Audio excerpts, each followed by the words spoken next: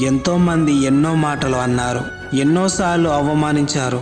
చిన్న పెద్ద అని తేడా లేకుండా గుండెకు గుచ్చుకునే మాటలు మాట్లాడారు.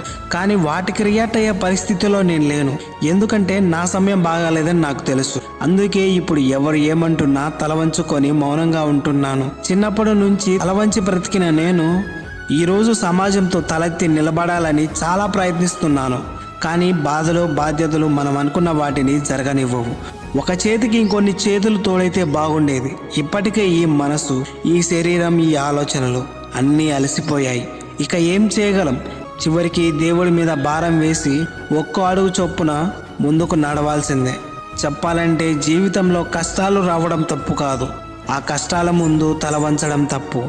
ప్రతి సమస్య ఒక పరీక్ష అయితే ప్రతి ప్రయత్నం ఒక సమాధానం. నువ్వు పోరాడినంత వరకే నీ కథ కొనసాగుతుంది. ఆగిపోయిన క్షణమే ఓటమి మొదలవుతుంది. గుర్తుంచుకో.